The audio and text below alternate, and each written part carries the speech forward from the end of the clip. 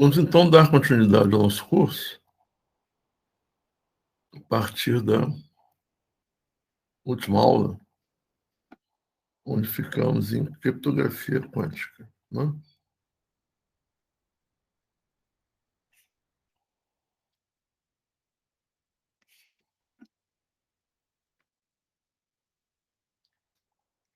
Já mais ou menos eu expliquei o que vem a ser a criptografia quântica,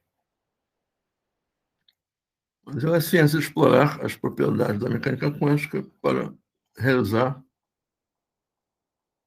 criptografia, né? Também, como eu falei, o exemplo mais conhecido de criptografia quântica é a distribuição quântica de chaves, a QQD.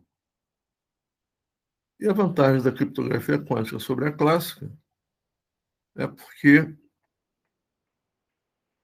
a superposição dos estados quânticos permite que se façam várias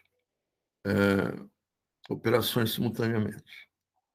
Não confundir isso com computação paralela, não é a mesma coisa. É uma computação que usufrui da superposição dos estados quânticos. E ela tem características muito próprias. Uma delas, que deriva do teorema da não clonagem, né, é que é impossível se copiar dados codificados em um estado quântico, porque isso vai alterar o estado quântico e pode ser detectado pelos dois extremos que estão trocando as mensagens, né? Usualmente chamados de Alice e Bob. O teorema da não clonagem nos diz que não existe uma operação quântica capaz de levar um estado quântico psi a um estado produto psi, qualquer que seja psi. A demonstração por contradição imediata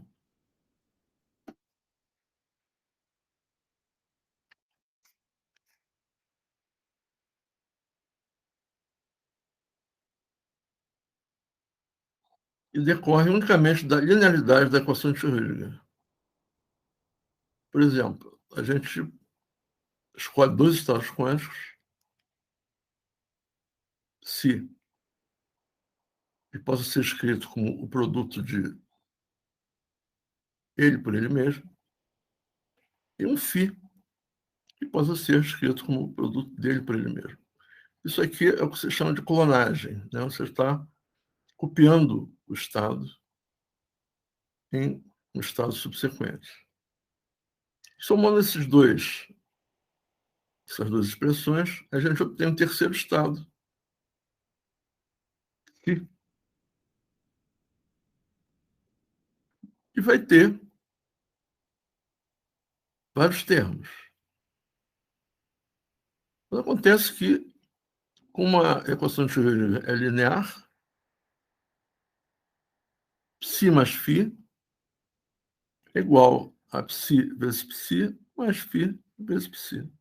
Φ vezes φ. E a diferença entre essas duas expressões são exatamente termos cruzados.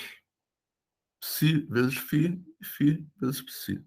Logo, não é possível se clonar estados quânticos. Uma demonstração rapidíssima, né, muito simples, que usa simplesmente a linearidade da equação de Schrödinger. Bom, o início da criptografia quântica é atribuído ao início dos anos 70, né, onde o Wissner introduziu o conceito de codificação conjugada quântica.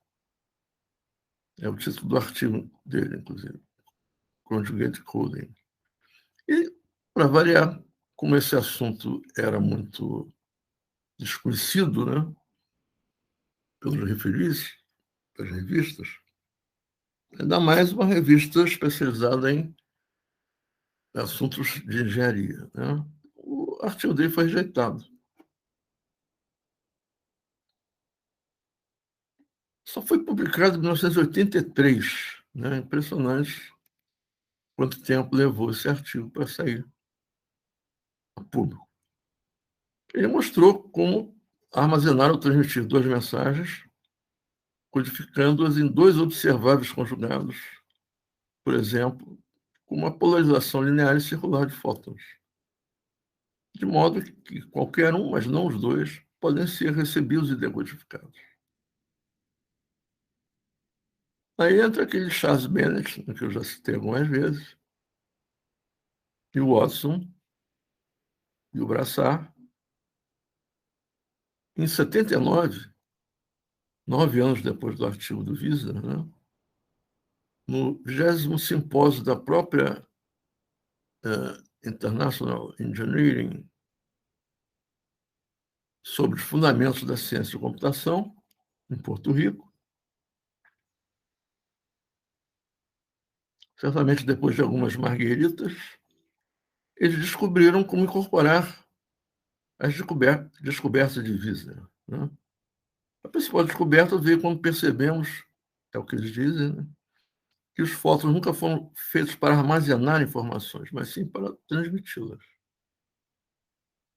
Aí o artigo do Wiesner saiu em 83, muito por influência dos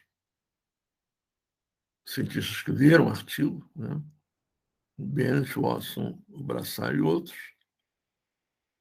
E em 84, um ano depois da publicação do artigo do Wiesner, o Bennett e o Brassard fizeram um trabalho propondo um método para comunicação segura, que é chamado agora de BB84, as iniciais, mas a década do ano que ele foi escrito.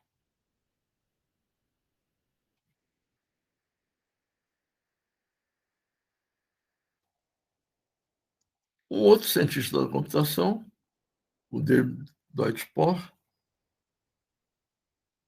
que propôs o uso da não localidade quântica, ou seja, as desigualdades de Bell, que já tinham 20 aninhos, né, em 84, e fez essa proposta para alcançar uma distribuição de chave segura. E o Arthur Eckert analisou essa distribuição de chaves quânticas, baseada agora em emaranhamento, quer dizer, incluiu o item que faltava, o emaranhamento, um artigo de 1991. Ou seja, a criptografia quântica levou 21 anos, né, até chegar no seu estágio mais, digamos assim, modernizado, mais atualizado. Aí vem descrições técnicas, né? Mas o importante é que o método BB84 é a base de todos os métodos de distribuição de chaves quânticas. O método que vem lá de 1984, 10 anos antes do Peter Shaw. E esse diagrama representa, muito simplificadamente, a configuração de uma rede BB84. Os inefáveis Alice e Bob, e aqui surge a Yves Dropper, né? Intrusa aqui no meio. Então, esse é o primeiro protocolo de criptografia quântica. Ele é comprovadamente seguro desde que se sigam duas condições. Uma, a propriedade quântica de que o ganho de informação só é possível às custas de perturbar o sinal se os dois estados que se está tentando distinguir não forem ortogonais. Isso está relacionado diretamente ao teorema da não clonagem, que a gente acabou de falar nele. E a segunda condição, que existe um canal clássico público autenticado. Então, esse protocolo, esse método, né, geralmente é explicado como um método de comunicação seguro de uma chave privada de uma parte para outra para uso na criptografia de bloco único. One-Time Pad Cryptography, ou OTP. O que vem a ser One-Time Pad, o OTP? Uma técnica de descriptografia ou decriptação que não pode ser quebrada, mas ela requer o uso de uma chave pré-compartilhada de uso único que é igual ou maior do que a mensagem que está sendo enviada. Por isso que é chamada de bloco único. Essa técnica, um texto simples é emparelhado com uma chave secreta, aleatória, também é conhecida como chave única, né? Claro que é única porque ela espelha o texto original, ou pode ser até maior. Em seguida, cada bit ou caractere do texto simples, original, é criptografado combinando com bits ou caractere correspondente do bloco, ou seja, da chave, usando adição modular, aquela que a gente já conhece, adição módulo 2. O texto cifrado resultante será impossível de descriptografar ou quebrar. Mas há digamos assim, um defeito óbvio nesse método, né? Basta ver por que ele é impossível de descriptografar ou decriptografar. Ele tem que ser decriptografado atendendo a essas 4 condições a seguir. A chave deve ser aleatória, uniformemente distribuída, independente do texto simples. Ela tem que ser comunicada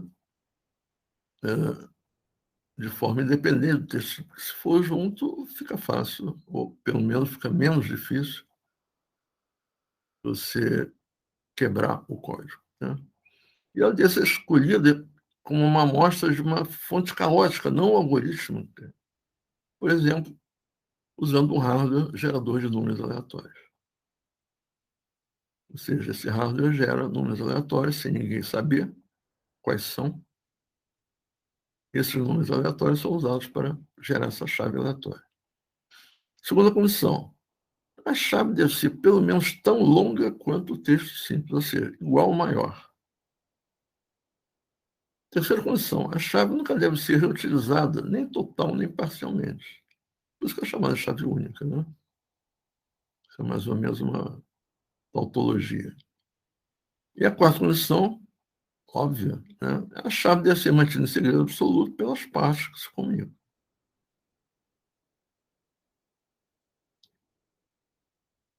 Se pode provar matematicamente que qualquer cifra ou qualquer código de encriptação com a propriedade de sigilo perfeito deve usar chaves com os mesmos requisitos dessas chaves OTP, dessas chaves únicas. One-time pad. Versões digitais de criptografias únicas têm sido usadas por nações para comunicações diplomáticas e militares críticas. Mas aí vem o grande problema, o grande defeito dessa encriptação quântica. Os problemas de distribuição segura de chaves se tornam impraticáveis para a maioria das aplicações. Imagina se um órgão de defesa de alguma nação quer enviar uma mensagem criptografada, né, seguindo esse conceito de chave única. Né? Digamos que essa mensagem seja composta de 150 páginas. 150 páginas, se a gente supuser que cada página comporta 22 a 30 caracteres, né? Isso vai dar mais 45.000 caracteres que a chave vai ter que ter. Ela vai ter que ser igual ou maior do que a mensagem. Isso é muito difícil de você transmitir rapidamente. Teoricamente, é um grande achado, né? Mas na prática é problemático. Chega a ser impraticável.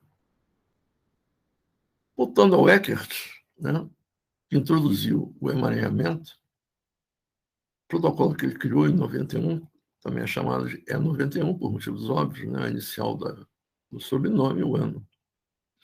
Ele usa pares emaranhados de fótons.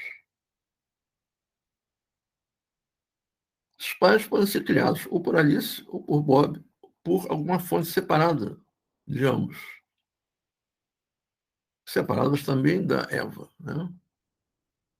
Então, esses fótons são distribuídos de forma que Alice e Bob, cada um termine com um fóton de cada par.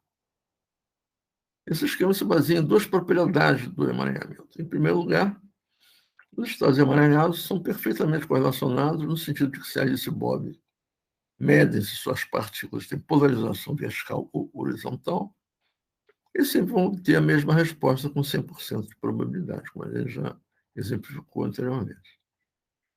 O mesmo é verdade se ambos medem qualquer outro par de polarizações complementares, desde que sejam ortogonais. Isso exige que as duas partes distantes tenham sincronização de direcionalidade exata.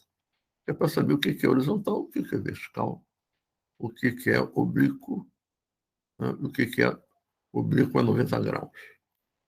No entanto, os resultados específicos são completamente aleatórios. E é impossível para Alice prever se ela, isso portanto Bob, obterá polarização vertical ou horizontal. A segunda propriedade é que qualquer tentativa de espionagem por Eva destrói essas correlações de uma forma que Alice e Bob possam detectar e descobrir que existe uma tentativa de invasão.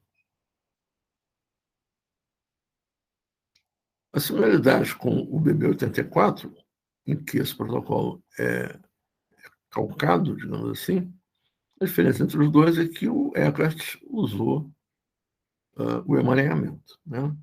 Mas, de qualquer maneira, o protocolo envolve um protocolo de medição privado antes de detectar a presença da Eva, a bisbilhoteira.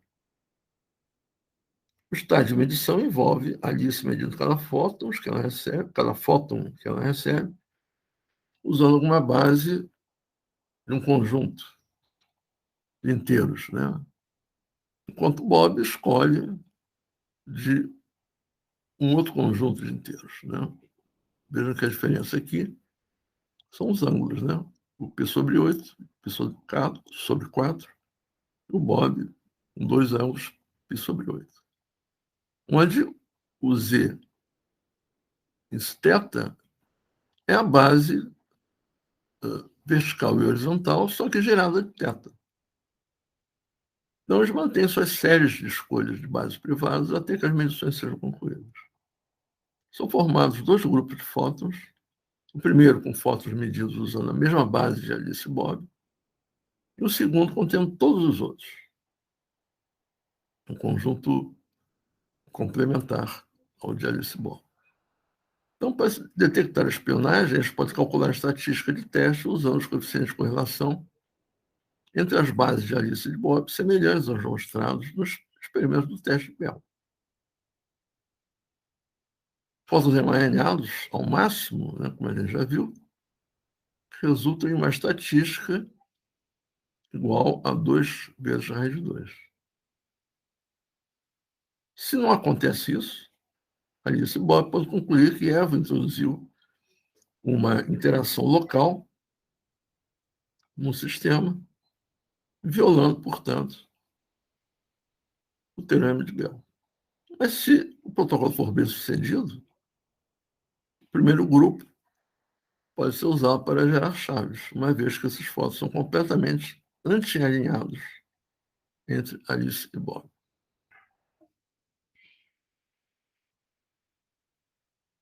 Aqui vem uma série de considerações sobre criptografia e segurança de dados, né? Eu não vou me alongar, são considerações bastante específicas e particulares, né? Mas são, na verdade, óbvias.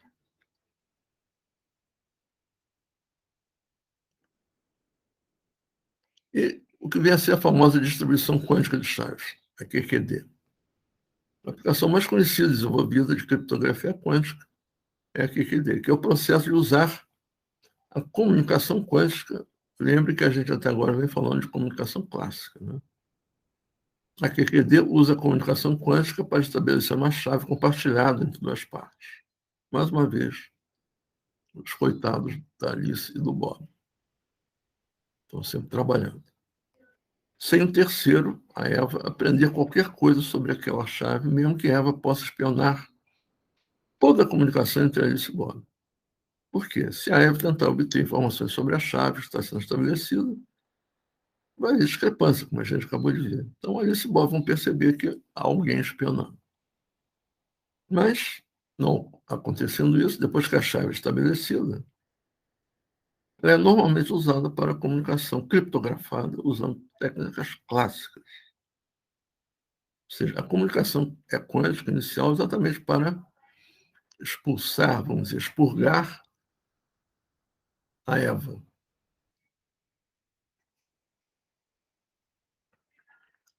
Joga a Eva para escanteio. Ela atrapalha, ela destrói a comunicação quântica. Mas depois que você obtém a chave, você pode usar tranquilamente a comunicação clássica. Por exemplo, a chave única, né, que a gente acabou de falar. OTP. Agora, aparentemente, a QQD é segura. Mas a questão é prática. De onde vem esse desafio? É exatamente a distância de transmissão e a limitação da taxa de geração de chaves.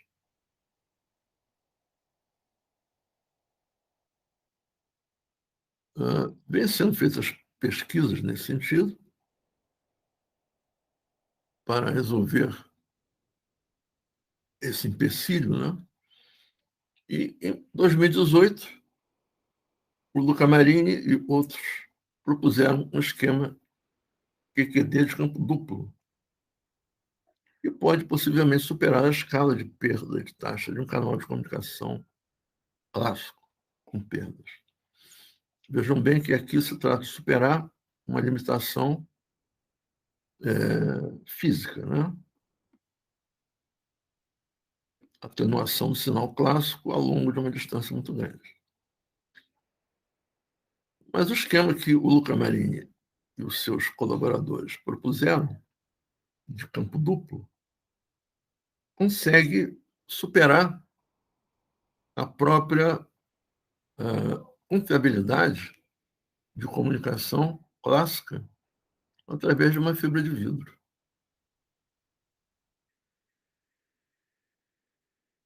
Eles conseguiram um esquema teórico, né, onde as chaves podem ser transmitidas através de fibra ótica por 550 quilômetros.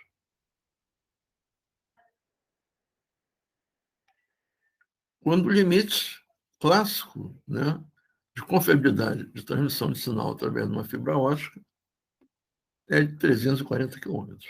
Então, o protocolo que eles propuseram supera em mais de 200 quilômetros, né? O que é bastante bom, né? Deixa de ser um empecilho físico, a transmissão de chaves quânticas. E foi demonstrado experimentalmente que eles estavam certos, né? Em 2019, foi feita a experiência usando a proposta deles e foi chamada essa experiência de o primeiro repetidor quântico efetivo. Essas são as propostas anteriores, né? Aqui é um canal quântico entre Alice e Bob, né? Os D são detectores,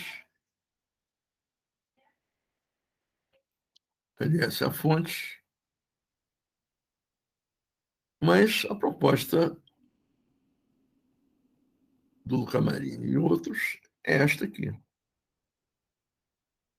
onde Alice e Bob, ambos são emissores. Aqui Alice é emissora o Bob é receptor. A Alice é emissora, o Bob é receptor. Nesse protocolo, ambos são emissores, Alice e Bob. E é um terceiro, né? Surge aqui, depois de A e B, surge o C, o Charles. A única função do Charles é funcionar como sendo uma central, que tem 2 detectores aqui, como o Bob tinha anteriormente, né? Então, a introdução de um terceiro personagem aqui faz com que essas áreas sombreadas, né, representam a inviolabilidade de comunicação. A Eva não consegue ver o que está acontecendo aqui. A Alice também não consegue ver o que o Bob está fazendo, nem o Bob o que a Alice está fazendo. E o Charles, ele não vê os estados quânticos, né? Ele simplesmente mede polarizações.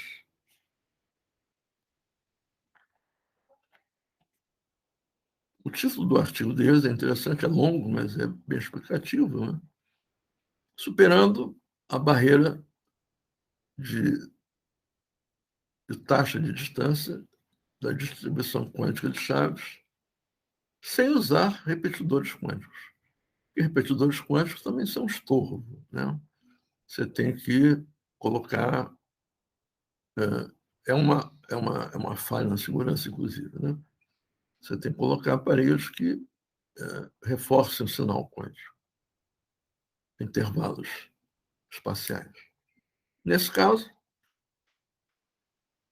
com o limite físico real de uma transmissão clássica através de uma fibra de vidro é de 340 quilômetros, como eles obtiveram uma distância de 500 quilômetros, passa a ser desnecessário usar repetidores quânticos, né? E, como eu disse, aquelas áreas em cinza são secretas, né? São inacessíveis aos eavesdroppers, a Eva.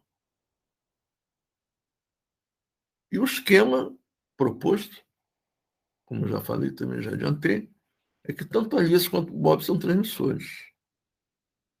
Nos outros 2 esquemas anteriores, a Alice era transmissor e Bob era receptor. Nesse esquema, não. Os 2 são transmissores, cada um possui uma fonte laser e um braço de interferômetro. A fonte laser é o LS, né? Laser Source. E um braço de um interferômetro.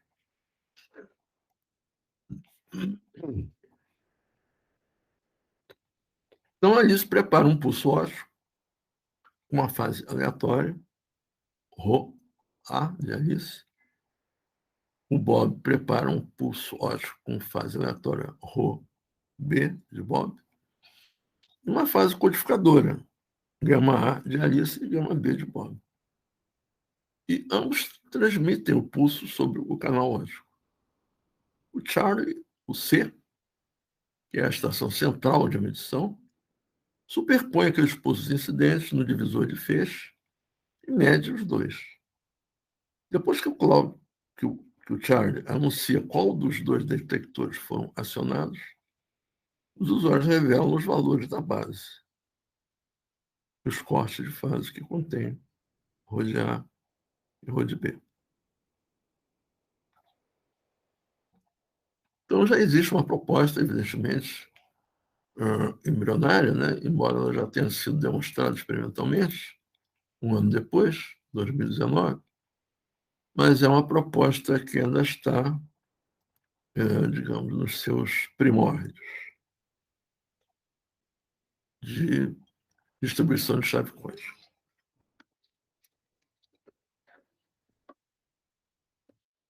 Agora, finalmente, a gente vai começar a falar de algoritmos, né? Ou seja, já falamos em algoritmo quando a gente falou do Turing, né? Do Charles Turing, que conseguiram formalizar o conceito de algoritmo, que até então, até 1936, era um conceito muito vago, né? Que vinha lá da Idade Média, lá do século X, mas o Churchill e o Turing conseguiram formalizar matematicamente o que seria um algoritmo. E na computação quântica, a gente tem que reconceituar isso, né? Bom, de forma geral, em matemática e informática, né, que é uma ciência que usa lógica matemática, o algoritmo é uma sequência finita de instruções bem definidas que é normalmente utilizado para resolver uma classe de problemas específicos, ou para executar um cálculo, né, como aquele que a gente demonstrou usando a máquina de Turing para calcular a função constante fx igual a 1. Aquilo é um algoritmo. Algoritmos são usados como especificações para realizar cálculos, processamento de dados, raciocínio automatizado, tomada de decisão automatizada e outras tarefas. Em contraste, uma heurística, né, que também vem do grego, né, é uma técnica usada na resolução de problemas que usa métodos práticos, ou seja, uma heurística não precisa de teoremas. Uma heurística, ela surge do problema prático e tenta resolver aquele problema prático especificamente.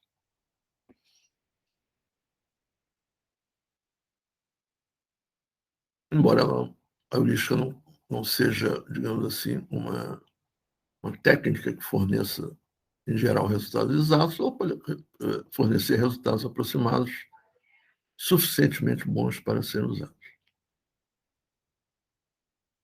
Então, sendo um método eficaz, o algoritmo pode ser expresso em uma quantidade finita de espaço e tempo, em uma linguagem formal bem definida para o cálculo de uma função. Partindo de um estado inicial e entrada inicial, que pode ser vazia, por exemplo, as instruções escrevem um cálculo que, quando executado, prossegue através de um número finito de estados sucessivos bem definidos, eventualmente produzindo uma saída e terminando em um estado final. Isso tudo a gente viu que foi exatamente o que o Churchill e Turing conseguiram demonstrar em 1936 e que o Turing transformou na sua definição de máquina, né? Máquina automática, ou máquina de Turing. Mas acontece que no mundo real, a transição de um estado para o próximo não é necessariamente determinística. Alguns algoritmos, chamados de algoritmos aleatórios, podem incorporar uma entrada aleatória, né? Então, isso aqui já introduz uma generalização da máquina de Turing, que a gente vai ver mais adiante. E a máquina de Turing, ela foi proposta inicialmente, ela é determinística, né? Ela segue uma fita sequencial, ela tem regras muito precisas, né, de manipulação dessa fita, de leitura da fita, gravação da fita, de movimentação da fita. Então, é uma máquina determinística. Mas, de forma geral, isso é uma consequência da complexidade computacional, que a gente vai falar mais tarde. Você pode também definir uma máquina de Turing não determinística, ou seja, uma máquina de Turing que pode escolher caminhos diversos, né? Se encontrar um obstáculo, ela pode ser alimentada com alternativas. Ela não tem que seguir aquela fita indefinidamente. É a chamada máquina de Turing não determinista. A gente vai ver isso com o tempo. Aqui temos uma retrospectiva histórica do conceito de algoritmo, como eu falei. Na verdade, eles existem desde 2500 a.C., né? Desde os egípcios também, 1550 a.C. Os gregos usaram algoritmos, a gente conhece o crivo de Eratóstenes, né, que calcula o número de primos. O Eratóstenes foi um matemático anterior ao próprio Aristóteles, né? E o algoritmo euclidiano.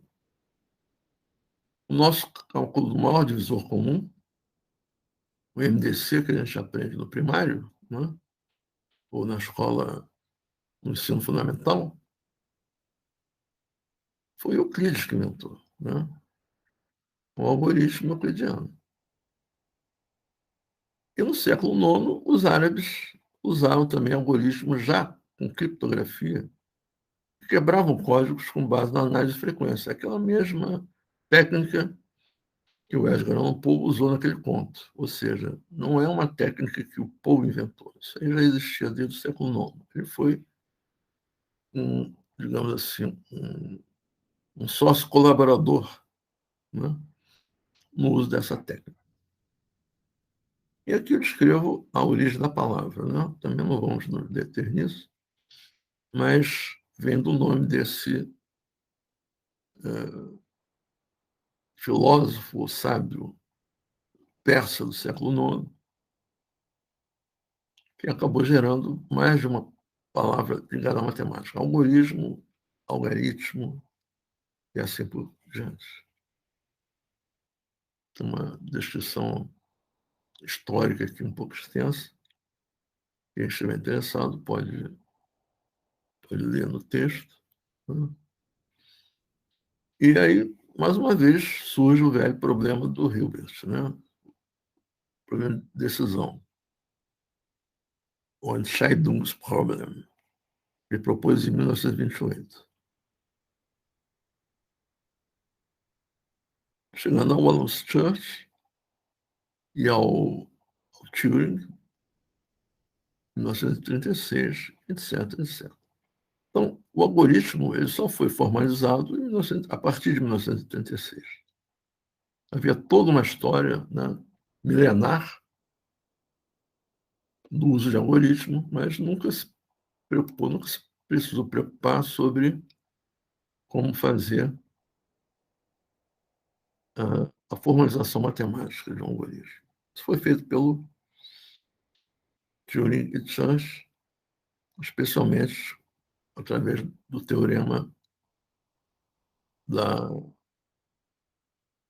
demonstração do problema de parada, do halting problem, que o Turing demonstrou, cuja demonstração a gente já mostrou, inclusive, na última aula. Aí vem a evolução etimológica dessa palavra em várias línguas, né, em inglês, etc. Em latim. Mas agora a gente tem que falar, já citamos, né? Antes de falar em algoritmo, na conceituação formal matemática rigorosa, isso despertou uma pesquisa, um estudo bastante amplo, que está refletido na área científica, né, conhecida como complexidade computacional, né? Alguns chamam simplesmente de complexidade, que incluem várias outras áreas, né, fractais, etc.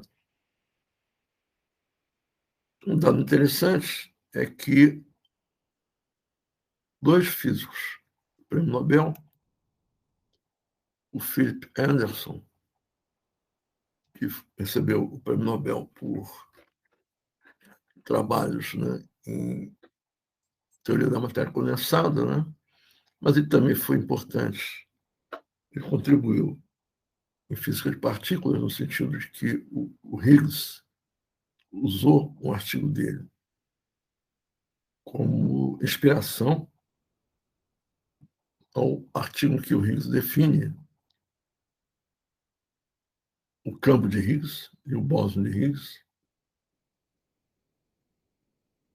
E o Murray Gell-Mann. O Murray Gell-Mann foi o físico que não só descobriu, antes matematicamente, mas de ser descoberto experimentalmente, o quark. E não só descobriu, como ele deu o nome, né? Ele tirou o nome quark de um livro, de um romance do escritor irlandês James Joyce, né? Um dos maiores escritores do século XX, Finnegan's Wake, que, aliás, é um romance altamente esotérico, né? Você, para conseguir ler aquilo, você tem que levar uns 6 meses. porque ele usa palavras que ele criou, ele usa palavras de outras línguas, né, inclusive do sânscrito, do hebraico, do latim, do grego, etc., etc., como se fosse inglês, né? Então você é levado ao erro achando que aquilo era inglês, quando não é. Mas o Murray Gell-Mann e o Philip Anderson se uniram e fundaram um centro de pesquisa de complexidade, em Santa Fé, que até hoje existe, né? O Gell-Mann, inclusive, ele ficou lá até morrer. Ele morreu no passado, se não me engano. Mas aí vocês veem que a complexidade é uma coisa que ultrapassa a complexidade computacional. Você pode dizer, bom, mas o universo é complexo. É verdade. Mas o que é complexidade, né? Você tem que procurar uma visão rigorosa, ou pelo menos tentar, né, encontrar uma visão rigorosa do que é a complexidade. No caso da computação, isso está mais ou menos explicitado, né? Então, a complexidade computacional, na verdade, faz parte de uma área de pesquisa em física e outras áreas científicas, não só física, que é a área da complexidade. Nada mais complexo, por exemplo, do que o corpo humano, né? Então, a biologia também está inserida nesse assunto geral de complexidade. Mas vamos só ficar na complexidade computacional. Na teoria da complexidade computacional, uma classe de complexidade é um conjunto de problemas computacionais de complexidade baseado em recursos relacionados em si. Esses dois recursos, mais comumente analisados, há outros também, mas não vamos nos aprofundar nisso, são o tempo e a memória. Vamos ver que o que se chama aqui de memória, na verdade, você pode identificar com espaço, né? Assim como a memória de uma fita de Turing é infinita, porque a fita é infinita. O que é uma fita infinita? É uma fita que ocupa um espaço infinito, é uma linha, né, infinita de quadrados, né, com zeros, uns ou em branco. Então, a memória, no quesito complexidade, você pode identificar imediatamente espaço.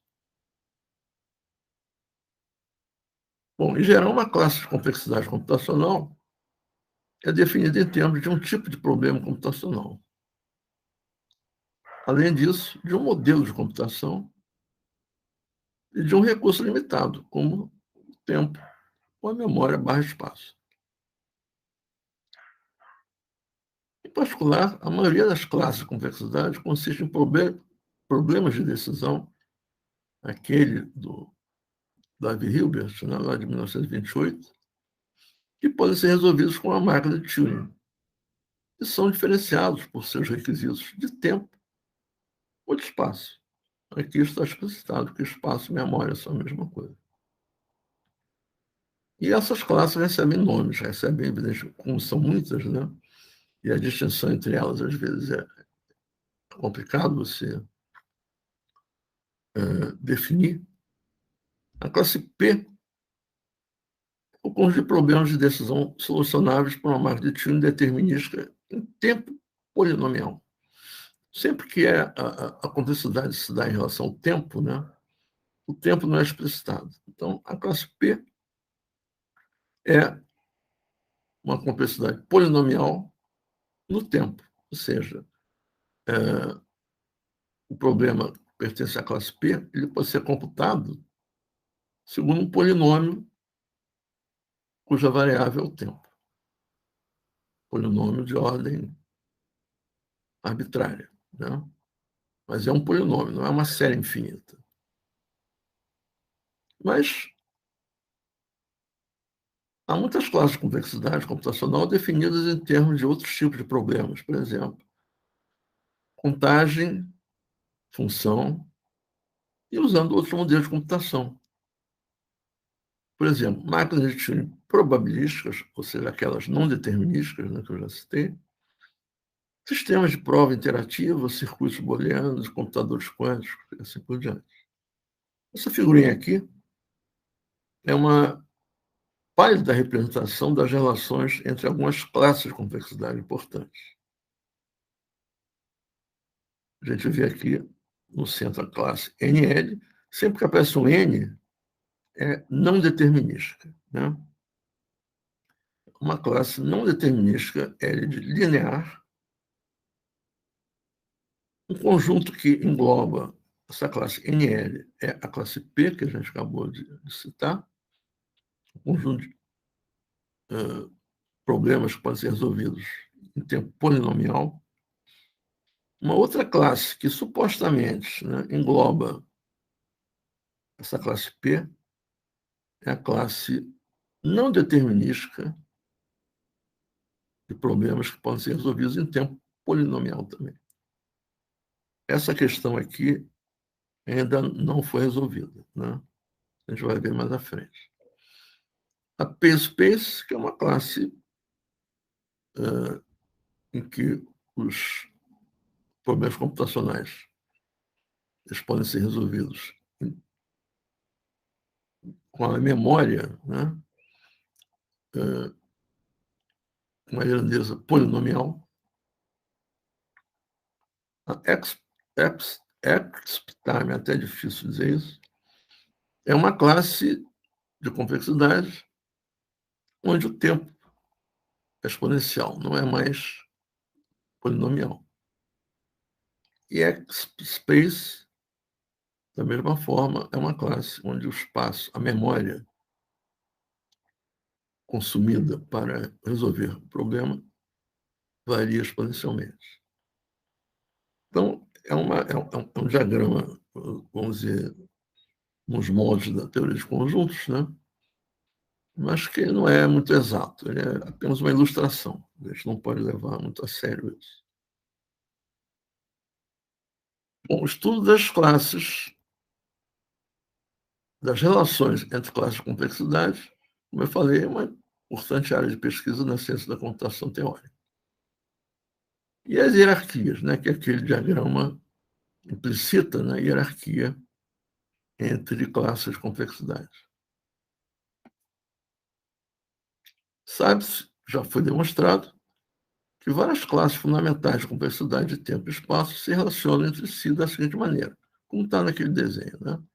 NL é um subconjunto próprio de P, que é um subconjunto próprio de NP, que é um subconjunto próprio de P-space, X-space, exatamente aquela figura, onde esse símbolo denota a relação de subconjunto próprio, ou seja, é menor ou igual, está contido ou é igual. Mas há muitos relacionamentos ainda não conhecidos.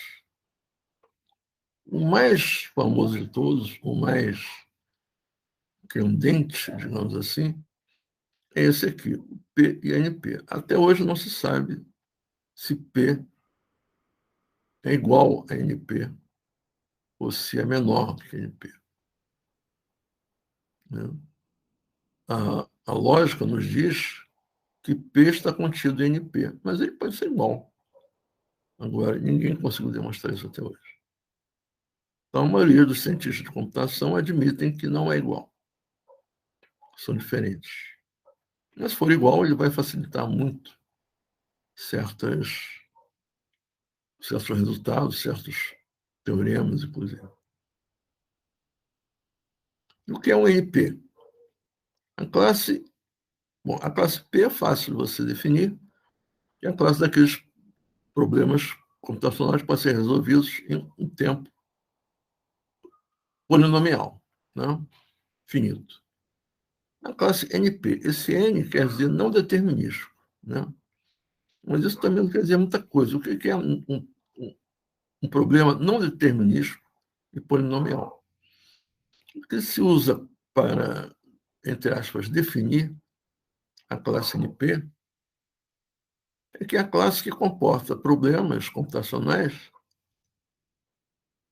para os quais, a priori, não existem algoritmos que consigam resolvê-los. Mas se existir uma solução, a um determinado problema que está em NP, imediatamente você consegue verificar que a solução está correta. Aquela história de ver a resposta antes de saber a pergunta, né? Mas é uma definição quase que por exclusão. Você não sabe definir o que é NP. Você sabe definir o que é P, e NP, você diz, bom, se um problema pertence a NP, eu não sei resolver. Mas se alguém souber resolver, se alguém souber uma solução de um problema determinado em NP, que não é P, não seja P, eu vou lá e verifico que está certo, que a resposta está certa.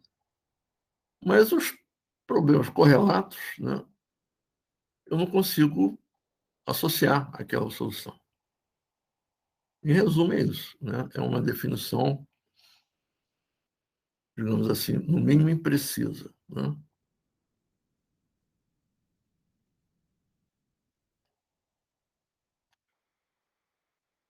As classes de complexidade, então, são conjuntos de problemas computacionais relacionados, como a gente já falou. E a definição dessas classes depende da dificuldade computacional de resolver os problemas contidos nelas, nessas classes. Em relação a recursos computacionais específicos, como a gente já falou, sejam eles o tempo ou o espaço, a memória, né? Mas, formalmente, a definição de uma classe de complexidade consiste em três coisas. A óbvia, né?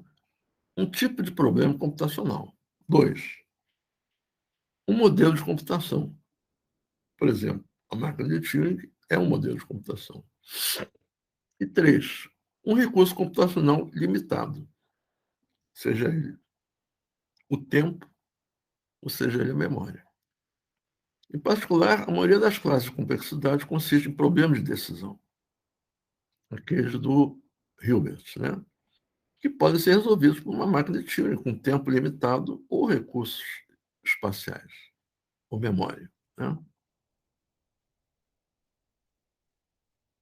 Memória limitada, né? Porque a máquina de Turing tem memória ilimitada. Então,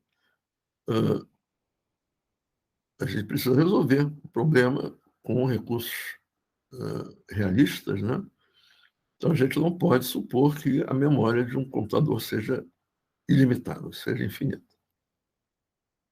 Então, é fácil você definir a classe de complexidade P. É um conjunto de problemas de decisão, ou seja, que tem como resposta sim ou não, que pode ser resolvido por uma máquina de Turing determinística em tempo polinomial. Generalizando, uma classe de complexidade é um conjunto de problemas relacionados aos recursos computacionais baseados em complexidade. É uma coisa, digamos assim, meio circular, né? A classe de complexidade é um conjunto baseado em complexidade, né?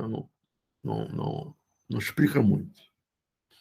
Uma típica classe de complexidade pode ser definida da seguinte forma: o conjunto de problemas que podem ser resolvidos por uma máquina abstrata M usando uma função assintótica f de n do recurso R, onde R pode ser espaço ou tempo, onde n é o tamanho do input, é o tamanho da entrada, né? Essa simbologia O ela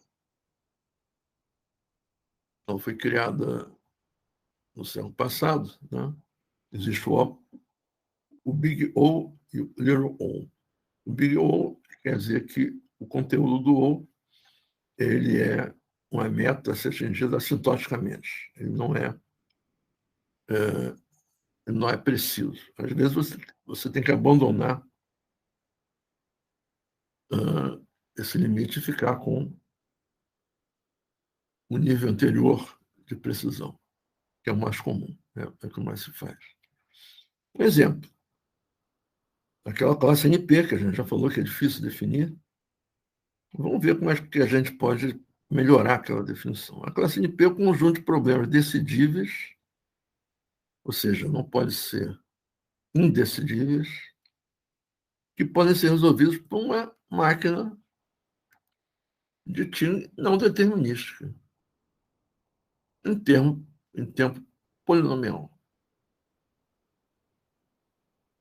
A gente ainda não definiu o que é uma máquina de Turing não determinística, mas é simplesmente aquela máquina de Turing que não tem uma memória sequencial. Ela pode ter caminhos alternativos, né? É como se aquela fita se bifurcasse, né? Não é uma boa explicação, mas é a imagem mais aproximada do que seja uma máquina de Turing não determinística. E a classe P-Space é um conjunto de problemas decidíveis que podem ser resolvidos por uma máquina de Turing determinística em espaço polinomial. P é sempre polinomial. O N é sempre não determinístico, né? Então, sempre acontece. Sempre que a sigla vem com N, a classe vem com N, é porque ela está relacionada a uma máquina de Turing não determinística. As classes mais simples de complexidade são definidas pelos seguintes fatores. Tipo de problema computacional, dos quais os mais comumente usados são os problemas de decisão, que tem uma resposta sim ou não, mas classes de complexidade podem ser definidas baseadas em problemas funcionais, que não admitem simplesmente as respostas sim ou não. Um exemplo é o conjunto FP, do qual a gente não falou ainda, né? FP, o F é de funcional, mas que é resolvida essa classe, o problema em FP é um problema funcional resolvido em tempo polinomial, uma máquina de Turing determinística. Problema de contagem, né? Tem um sustenido P aqui. Problema de otimização, de promessa, etc. São classes, né, diferentes do problema de decisão. Bom, outro fator que define as classes de complexidade mais simples são o modelo de computação. É um modelo de computação. Como eu já falei, o modelo de computação mais comum é a máquina de Turing determinística. Porém, muitas classes de complexidade são baseadas em máquinas de Turing não determinísticas. Circuitos booleanos, máquina de Turing quântica, circuitos monótonos, etc. Aí vem uma família de modelos de computação que a gente não vai listar, nem vai se aprofundar nisso, né? São áreas bastante especializadas. E terceiro, os recursos estão sendo limitados, seja espaço ou tempo. Então, essas duas propriedades são usualmente declaradas juntas, assim como tempo polinomial, espaço logaritmo ou exponencial, como a gente já viu também, constante de profundidade, etc.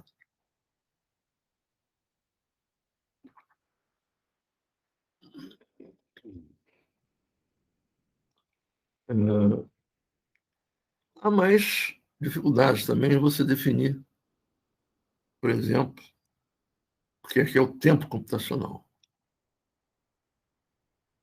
Depende do modelo de computação que você está usando, né? Essa linguagem aqui, muito simples, né? X pertence a X, tal que X é uma string binária. Para você decidir em tempo linear, uma máquina de Turing multifita. Mas uma máquina de Turing de fita simples, ela vai requerer um tempo exponencial.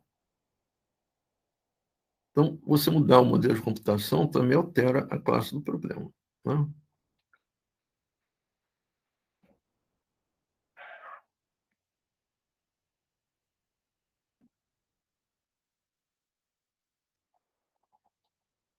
Vamos ver, então, vamos listar algumas classes importantes de complexidade. Não todas, né, que a lista é muito extensa. A gente já falou em algumas, né? As classes de complexidade, como a gente já viu, dependem também do modelo de computação e da restrição de recursos, né? The time de f de n, modelo de computação da máquina de Turing determinística, e o tempo é uma função de n, não necessariamente um polinômio. A classe P também é definida no modelo de computação de uma máquina de Turing determinística, e o tempo é polinomial em n. A X-time é uma máquina de Turing determinística, um tempo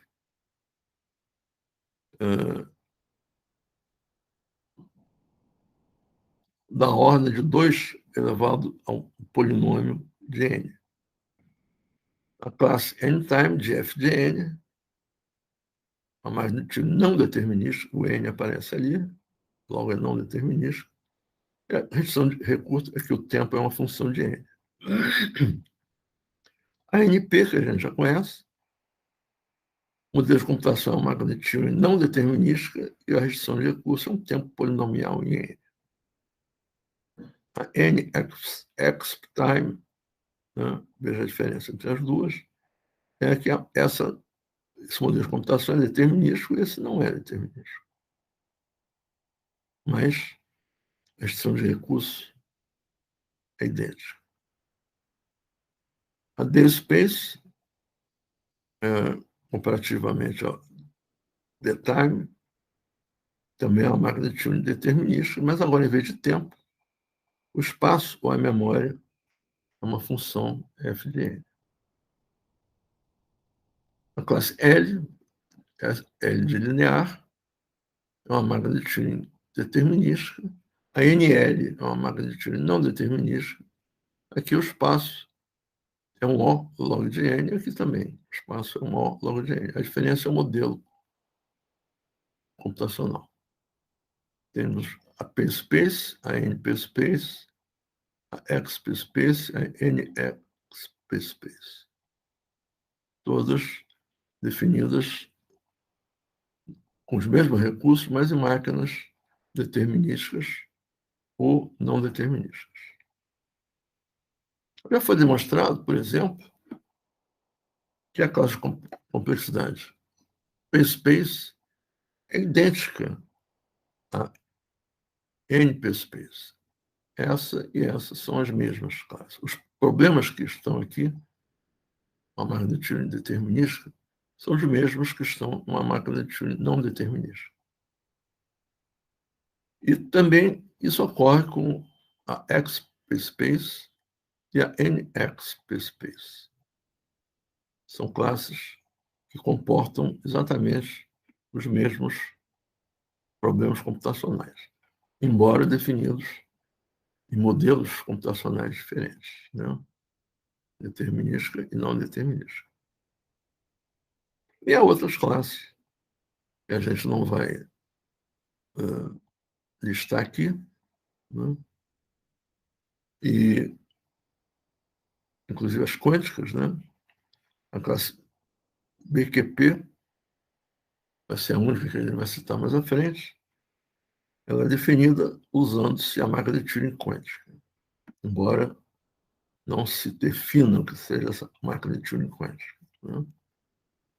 É uma, digamos assim, uma entidade um pouco nebulosa. Evidentemente, a classe All é a classe de todos os problemas de decisão do Davi Hilbert. É Davi porque ele era alemão, não é David. É Davi Hilbert. Esses tais modelos computacionais.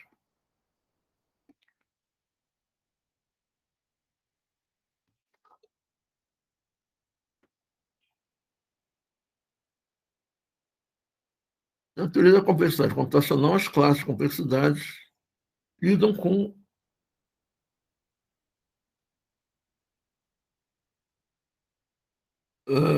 recursos independentes do dispositivo físico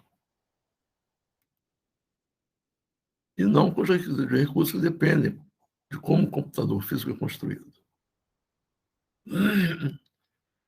E a gente, então, volta a afirmar que o modelo computacional mais comumente usado é a máquina de Turing. em particular, a máquina determinística de Turing, que é aquela da fita única, né? Uma fita infinita.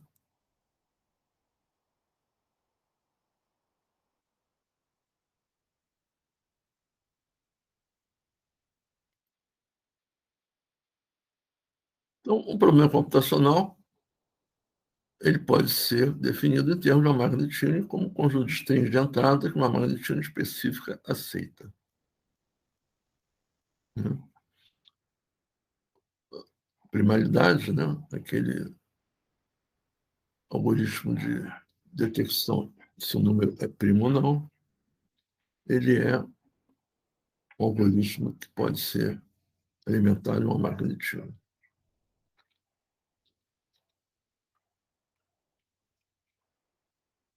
E a máquina de Turing não determinística, a NTM. Né? A determinística é chamada DTM e a não determinística de NTM. É apenas uma máquina de Turing normal, mas que possui capacidade adicional de ser capaz de explorar várias ações futuras possíveis. Aquelas bifurcações que eu falei. A partir de um determinado estado, e escolher uma ramificação se existir. Então, a DTM ela segue linearmente, sequencialmente aquela fita. Mas uma NTM, uma máquina não determinística, é como se ela dispusesse de um acervo de fitas, né, unidimensionais, que ela pudesse escolher a cada, digamos, a cada encruzilhada, né, que fita seguir. Quando houver uma rejeição, ela vai para um outro caminho. Né? É uma definição bastante abstrata, mas a máquina de Turing é uma máquina abstrata. E, por isso, uma máquina de Turing não determinística não são modelos fisicamente realizáveis. Assim como a máquina de Turing determinística, né, embora ela seja fisicamente realizável, a gente já viu que não é prática, mas ela pode ser construída, né, fisicamente. Uma máquina não determinística é simplesmente abstrata, ela não tem como ser implementada fisicamente. Como é que você vai, na mesma máquina de Turing, a cada ponto em que houver uma indecisão, você colocar uma nova fita, né? Ia ser uma coisa absolutamente inviável, não? Se a cada passo da computação, a cada, digamos, a cada if, né? Ela escolher um caminho diferente, você tem que usar uma nova fita, não? Uma nova sequência de memória. Então, não é realizável isso. Se pode usar nesse modelo da máquina de Turing não determinística, né? É que a complexidade de tempo em uma máquina de Turing não determinística, né?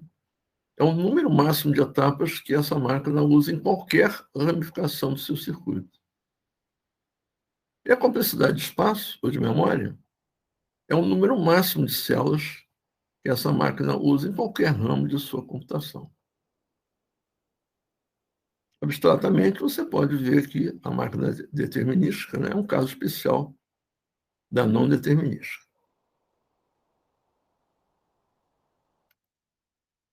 A não determinística possui poder de escolha, né, em linguagem de alto nível, né, o que a gente chama dos if, then else. Né? A máquina não determinística ela pode escolher o caminho que vai. Mas, sendo uma máquina de Turing, ela precisa de uma fita nova em cada escolha delas. Então, é irrealizável isso. E uma fita infinita, né? Não esquecendo disso. É claro que nos computadores reais, isso já está resolvido há muito tempo, né? Até por causa das linguagens de alto nível que a gente usa. Né? Já estão muito longe da máquina de Turing, mas é um conceito abstrato, como eu disse.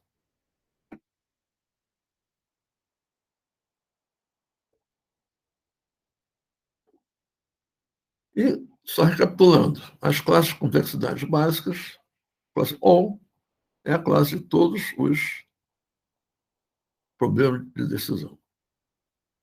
Temos as classes de complexidade no tempo, temos as classes P e NP, que a gente já viu exaustivamente. Até hoje não se pode definir se P é igual a NT, P é igual a NP, né? Não existe nenhuma demonstração disso até hoje, nem do contrário, né, de que é diferente. É essa coisa mais complicada, né? Não é, a hipótese não pode ser nem falsificada, né? Você não pode demonstrar que são iguais nem que são diferentes. Tem que conviver com as duas, né? É o chamado problema P versus NP. Se forem iguais, várias relações na teoria de complexidade quântica vão ficar mais simples. Mas não se sabe disso. Em particular, se forem iguais, o que vai acontecer é que o não determinismo na máquina de Turing não fornece nenhum poder adicional sobre o determinismo.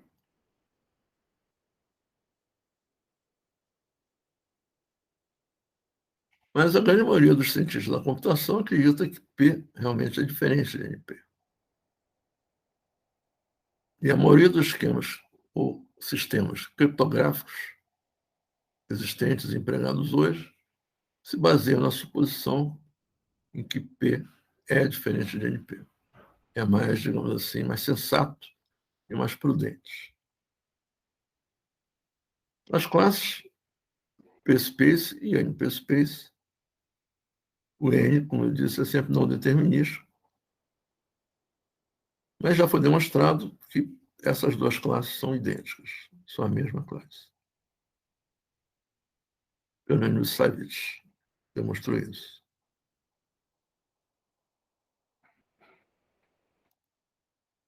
X-time e NX-time.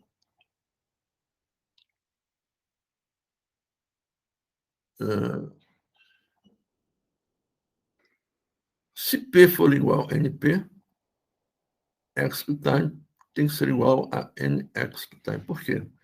Porque se for igual a NP, se demonstra que o não determinismo não faz a menor diferença. Então, você pode retirar todos os N's que existem na frente das classes computacionais. E o que são os problemas computacionais? É apenas uma pergunta que um computador é capaz de responder. Por exemplo, um número x é primo, é um problema que o computador pode resolver. Existem, existem algoritmos para isso, né? Desde Eratóstenes.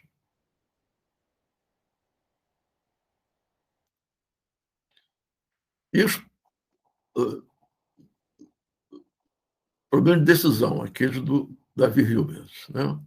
Que são os mais comumente analisados, cujas soluções correspondem às respostas sim ou não. O exemplo de primalidade é um exemplo de problema de decisão. Não é primo ou não é. Tem problemas, evidentemente, como a gente já viu também, já relacionou até, que não são tão simples, não podem ser facilmente expressos como problema de sim ou não. Mas esses, cujas respostas são sim ou não, abrangem a grande parte dos problemas computacionais.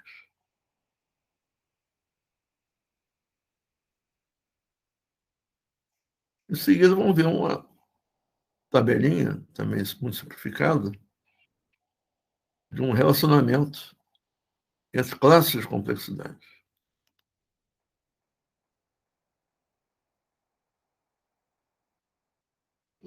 Problemas de decisão, os que não não correspondem a essa categoria, são indecidíveis. Os que correspondem podem ser recursivamente enumeráveis, também podem ser decidíveis. Aí vem aquelas space and time, time, space,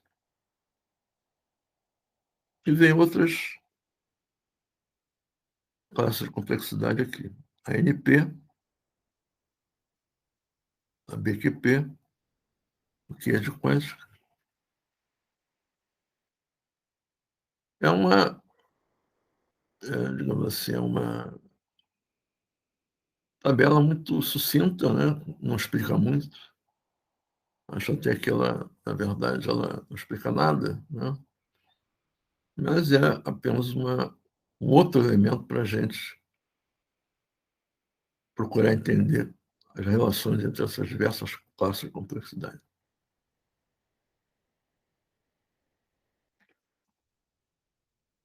E vamos ver agora, como último item da aula de hoje, né, o estado de gato. Evidentemente, esse nome vem lá do gato de Schrödinger, né? Daquele experimento do Schrödinger, do gato que está meio vivo, o gato que está meio morto. Que ele usou, inclusive, para apoiar, né, o Einstein, o Podolsky e o Rosen naquele artigo que eles escreveram em 1935,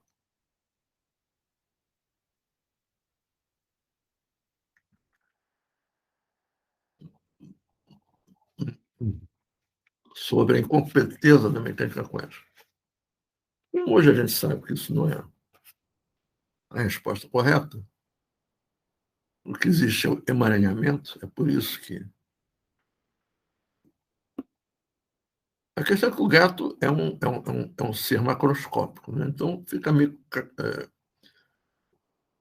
caricatural você atribuir uma superposição quântica a um ser vivo, né, e macroscópico.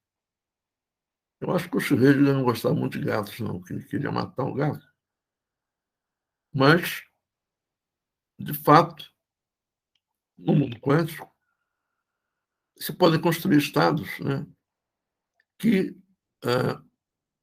vamos dizer, espelham essa aparente dualidade entre um gato vivo e um gato morto. Por outro lado, a gente vai ver que não pode ser, esses estados de gato não podem ser estendidos macroscopicamente, a gente vai ver por quê. Mas é até um resultado bastante explicativo, né, de por que um gato não pode estar vivo e morto ao mesmo tempo. Mas vamos ver o que vem a ser esses estados de gato, ou estados felinos, né? E já foram realizados experimentalmente de várias maneiras, em várias escalas, né? O estado de gato ele pode se referir à possibilidade de que vários átomos, por exemplo, estejam em uma superposição de todos os spins up e todos os spins down. Esse estado é conhecido como estado de Grimberger, Horne e Zeilinger, ou estado GHZ, como é referenciado, como é referido na literatura. Bom, esse estado GHZ, no caso de 6 átomos, ele foi experimentalmente realizado em 2005 por uma equipe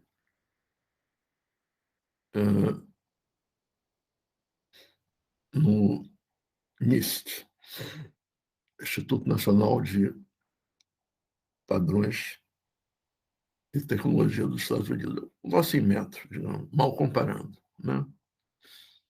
Opticamente, o estado GHZ pode ser realizado com vários fótons distintos, em vez de átomos, né? E uma superposição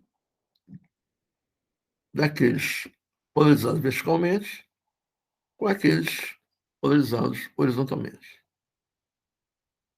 Essa realização dos estados de gato vem sendo experimentalmente realizadas por uma equipe chinesa. na Universidade de Ciência e Tecnologia da China. Eles já criaram o estado de gato com 4 fótons emaranhados, são todos emaranhados, né? 5 fótons emaranhados, 6 fótons emaranhados, 8 fótons emaranhados, e um estado de gato de 5 fótons de 10 qubits. Essa formulação spin-down não foi a formulação original do Einstein, do Podolsky e do Rosen no seu artigo. Eles usaram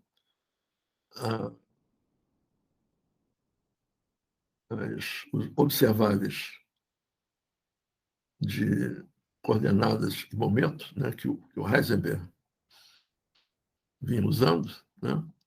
Mas o bom, mais tarde, foi mais fácil a gente imaginar a mesma coisa usando spin, né? Já que o spin está aí para isso. Então, essa concepção de spin-down foi o David Bohm que propôs para, digamos assim, modernizar, apresentar uma versão mais moderna de experimentos realizáveis, inclusive, que se baseasse naquele paradoxo CPR, né, de 1935. Agora, o mais importante de tudo, particularmente na área da computação quântica, é que existe uma técnica de correção quântica de erros, né? A gente vai ver mais tarde, cuja abreviação em inglês é QEC, eu chamo de Keck, mais rápido. Esses estados de gato são origem de uma técnica de Keck muito interessante, muito promissora. Então, não são apenas uma curiosidade, né, zoológica. Eles têm uma finalidade física em computação quântica muito importante. E como é que se define, então, o estado de gato?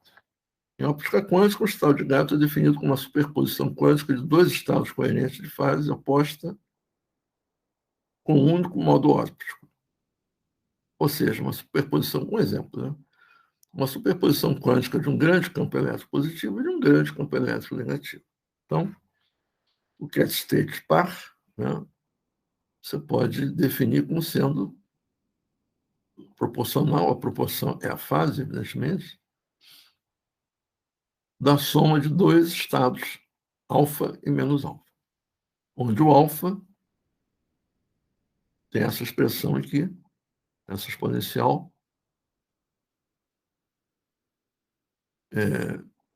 decrescente, que multiplica um somatório de alfa n sobre a raiz de n fatorial vezes cada estado n, somatório de 0 até n. O estado menos alfa, ele tem a mesma expressão, com a única diferença que aqui você tem o menos alfa elevado a n, né? Todos os outros elementos da expressão são idênticos. Esses 2 estados são estados coerentes. São estados coerentes porque a gente define esse n, esse estado n, como sendo uma base de número, ou base de Fock, né? Só relembrando, o Vladimir Fock ele definiu um espaço idêntico ao espaço de Hilbert, né? Só que gerado de uma forma muito mais interessante, a partir do estado de vácuo, né? A partir do estado sem nenhuma partícula, né? O estado zero, que seria aqui, você vai aplicando operadores de criação e aniquilação, que são operadores que o Dirac criou, né? Ele introduziu esses 2 operadores no estudo, inclusive, do oscilador harmônico simples. Ficou muito mais simples estudar o oscilador harmônico simples da mecânica quântica com essa invenção do Dirac, mais essa invenção do Dirac. Então, o espaço de Fock é um espaço de estados quânticos que são gerados quando você aplica o operador de construção sucessivamente sobre o estado de vácuo, o estado zero. Então, você vai ter o estado 1, o estado 2, o estado 3, e assim por diante, até o estado N. Esse é o espaço de Fock. E como esses espaços, esses estados são, por definição, ortogonais, né, pela construção do próprio operador de criação, você vai ter uma base, a chamada base de número, né, ou base de Fock. Ou seja, é um espaço de Hilbert escrito de uma forma diferente, gerado de uma forma diferente, graças à inventividade do Vladimir Fock, um físico russo do início do século XX. Aqui algumas figurinhas, né?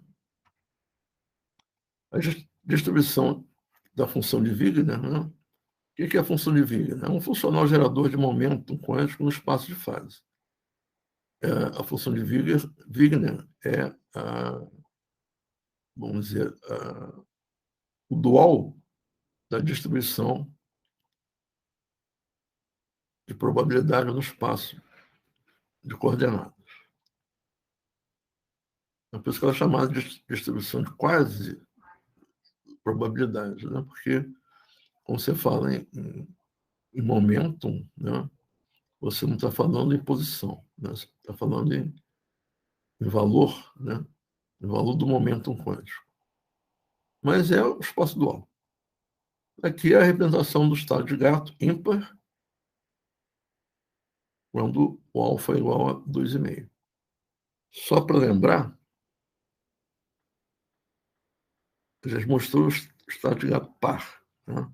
Mas o alfa é o mesmo, né? Então, o alfa, aqui no caso, é 2,5. O alfa não necessariamente é inteiro, né? E aqui a evolução temporal da distribuição com fase quântica de um estado de gato com alfa igual a 3. São duas porções coerentes do mesmo estado. No centro, elas interferem, evidentemente, quando se encontram. Né? Imaginando isso aqui dentro de uma caixa, né? Quando elas se encontram, elas interferem entre si. Agora, se a gente juntar, se a gente somar aqueles dois estados, o estado de gato resultante vai ter apenas os termos pares do estado de Fock, que vai ser aquele Cat-Park que a gente escreveu simbolicamente antes. Aqui a gente já pode explicitar as formas das funções no espaço de Fock. Né? Então, esse é o estado de gato par, usando essas expressões aqui.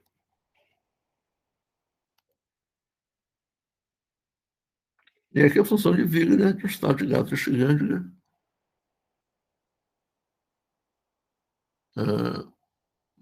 nesse estado par. Como resultado dessa propriedade, aquele estado de gato é frequentemente referido como estado de gato uniforme. Então, você pode definir o estado de gato ímpar, né? Mudando o sinal. A gente escreveu alfa mais menos alfa, agora a gente escreve alfa menos alfa. Então, esse estado de gato ímpar vai conter apenas estado de Fock ímpares. Aí a gente tinha 2, 4, 6, né? 0, 2, 4, 6, 8.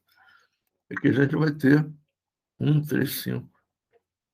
E quem introduziu esses estados de gato coerentes, pares e ímpares, foram esses físicos aqui em 1974. Então, vocês vejam que não é uma coisa muito antiga, né?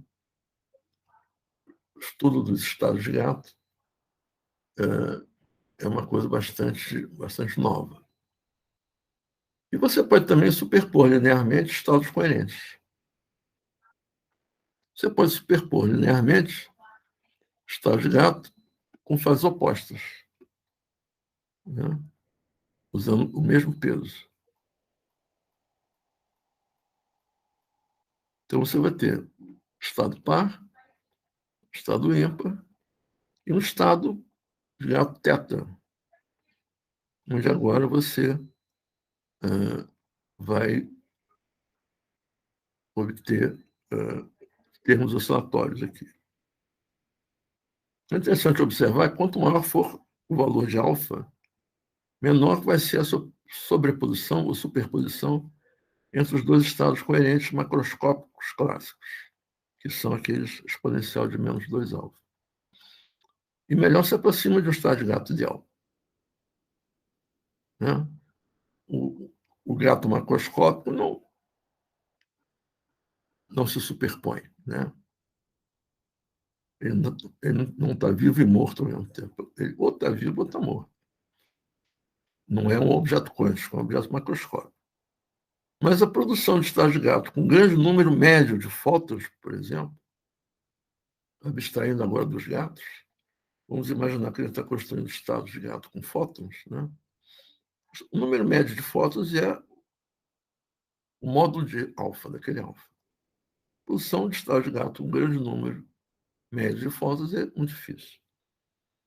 É fácil ver isso quando se subtraem fótons de um estado de vácuo comprimido. Esse método geralmente é restrito a pequenos valores de alfa.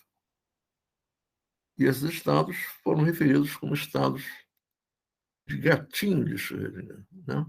Muito interessante. Tem sido propostos métodos para produzir superposição de estados coerentes maiores através da subtração multifotônica, através da subtração assistida por ancila, né, que são estados quânticos auxiliares. Ancila, em latim, eram as serventes das famílias ricas. Né? Ou através de várias etapas de catálise de fótons. Métodos ópticos para reproduzir estados de gato, entrelaçando dois estados de gatinho menores, em um divisor de feixe, realizando uma medição homógena, ou seja, com a mesma intensidade, em uma saída, também foram propostas e demonstradas experimentalmente. Se dos dois gatinhos cada um tiver magnitude módulo de alfa, então, quando uma medição homógena probabilística na amplitude quadrada de uma saída de divisor de feixe produz uma medição de Q igual a zero, né? O estado de saúde restante é projetado no estado de gato ampliado, com a magnitude aumentada para a raiz de 2 vezes o módulo de alfa. Essas superposições desses estados coerentes já foram propostas por mais de um autor para uso na computação quântica.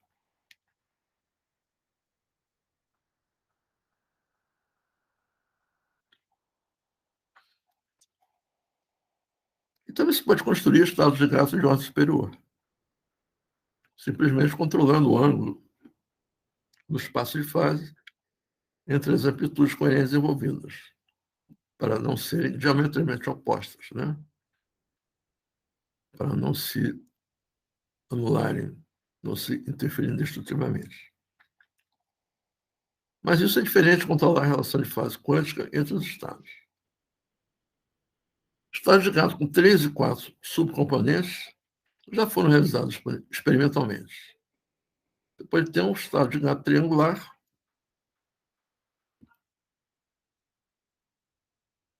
um estado de gato triangular adicionado ao estado de vácuo, né, de Fock, o zero, e um estado de gato quadrado.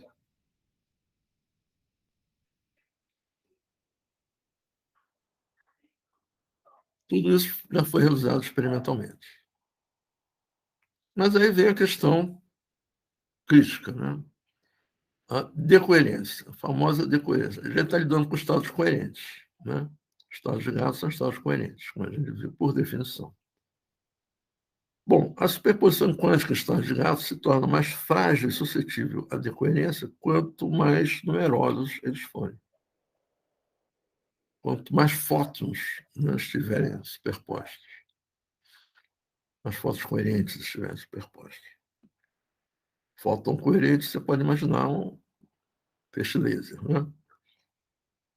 Para um determinado estado de gato com alfa maior do que 2, módulo de alfa maior do que 2, uma absorção de 1 sobre o módulo de alfa é suficiente para converter o estado de gato em uma mistura quase igual de estados de gato pares e ímpares. Quer dizer, você destrói a coerência do estado de gato original, separando os estados de gato entre pares e ímpares.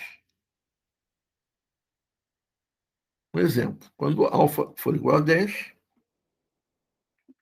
o que equivale a mais ou menos 100 fótons, né? O estado de gato com 100 fótons, uma absorção de apenas 1%, 1% é um fóton, né? Converterá um estado de gato par em 57% par e 43% ímpar, mesmo que isso reduza a amplitude coerente a apenas 0,5%. Em outras palavras, a superposição é efetivamente arruinada após a provável perda de apenas um único fóton. E aqui eu mostro um trabalho, um pré-print de 2020, onde os autores descrevem ao longo de 118 páginas, evidentemente eu não vou nem resumir isso, não vou nem usar resumir isso, eles propõem uma arquitetura possível de um computador quântico tolerante a falhas. Não é nem apenas um algoritmo, não é nem apenas um método, é uma arquitetura de um computador quântico usando códigos de gato concatenados, ou seja, encadeados. Né? Eu traduzi aqui o resumo deles, não vou reler. Né? Eles afirmam no final do resumo, só para a gente ver como essa questão de coerência realmente é um empecilho, né, a computação quântica. Eles afirmam que com cerca de 1.000 componentes de circuitos supercondutores se pode construir um computador quântico tolerante a falhas que pode executar circuitos que sejam intratáveis em supercomputadores clássicos. 1.000 componentes.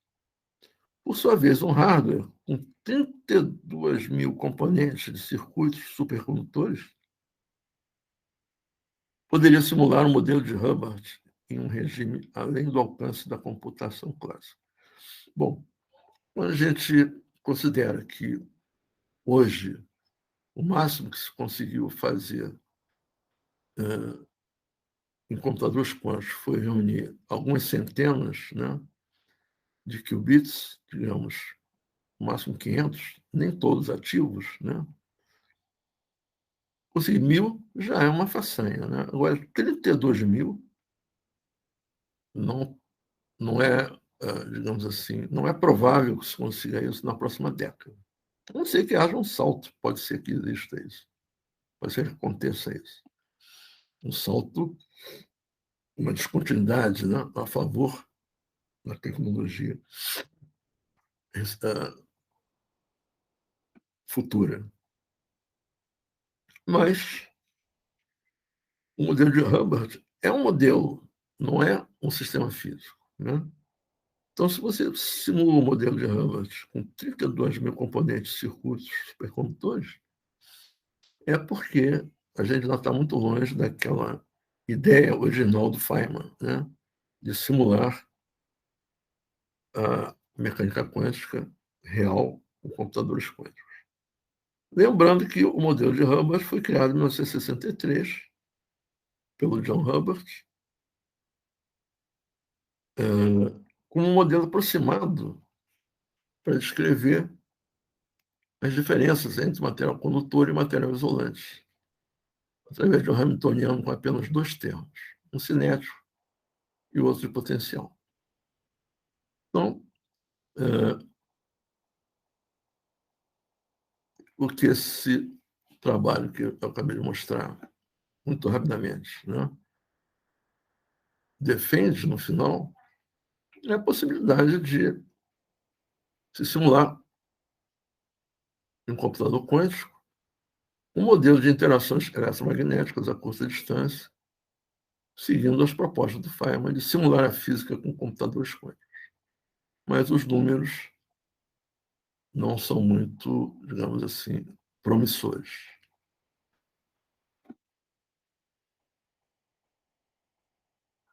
Então, vamos encerrar hoje aqui.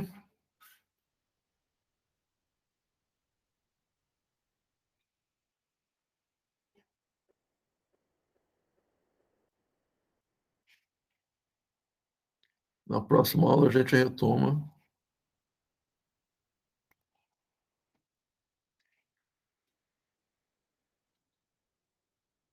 apresentando a transformação de Fourier quântica e o código de Shor.